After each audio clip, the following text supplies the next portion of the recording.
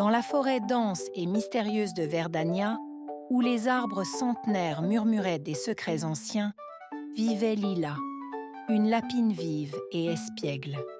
Ses yeux pétillants de malice et son pelage doux comme du velours en faisaient une figure adorée de tous les animaux de la forêt. Cependant, sa curiosité la menait souvent au cœur d'aventures périlleuses. Grisard, le loup, était l'exact opposé. Solitaire, avec un pelage gris argenté qui brillait sous la lumière de la lune, il inspirait à la fois crainte et admiration. Sa démarche silencieuse et ses yeux perçants, comme des éclats d'obsidienne, le rendaient mystérieux et imposant. Loin de la meute, Grisard cherchait un sens à son existence solitaire. Le destin de Lila et Grisard se croisa un soir d'orage.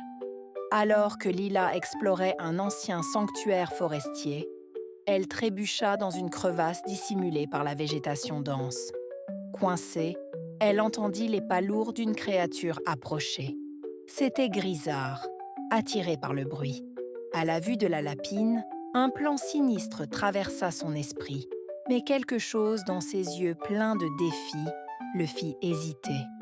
Au lieu de l'attaquer, il l'écouta. Lila, usant de sa ruse habituelle, lui proposa un marché. Elle lui révélerait les secrets des plantes médicinales de la forêt en échange de son aide pour s'échapper. Intrigué, Grisard accepta.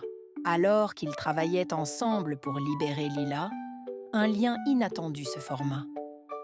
Grisard, impressionné par l'intelligence et la débrouillardise de Lila, commença à voir le monde différemment. Lila, de son côté, découvrit en Grisard une profondeur et une sensibilité qu'elle n'aurait jamais imaginées. Leur aventure les mena à combattre un serpent venimeux, à traverser des rivières tumultueuses et à découvrir un trésor caché, un jardin secret regorgeant de fruits et de fleurs rares, veillé par un ancien esprit de la forêt. Ensemble, ils réussirent à protéger ce sanctuaire des chasseurs et des autres prédateurs. Le lendemain de leur aventure, Lila et Grisard décidèrent de se revoir. La forêt, habituellement silencieuse, semblait vibrer d'une énergie nouvelle. Les oiseaux chantaient de plus fort et le vent apportait des murmures de secrets oubliés. Lila emmena Grisard à travers des sentiers cachés, lui montrant les plantes médicinales et leurs propriétés. Fasciné, Grisard écoutait attentivement, réalisant combien il ignorait de la richesse de son propre habitat. Pendant ce temps, des rumeurs circulaient parmi les animaux de la forêt. La nouvelle amitié entre le loup solitaire et la malicieuse lapine intriguait et inquiétait. Certains voyaient en cette alliance une menace, d'autres un espoir de paix durable.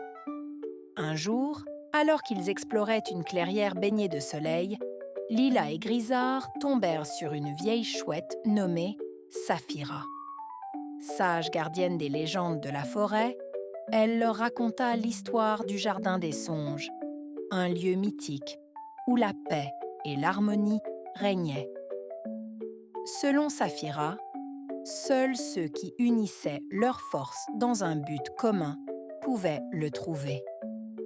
Inspirés, Lila et Grisard décidèrent de partir à la recherche de ce jardin légendaire, espérant y trouver des réponses pour protéger la forêt. Leur quête ne fut pas sans danger.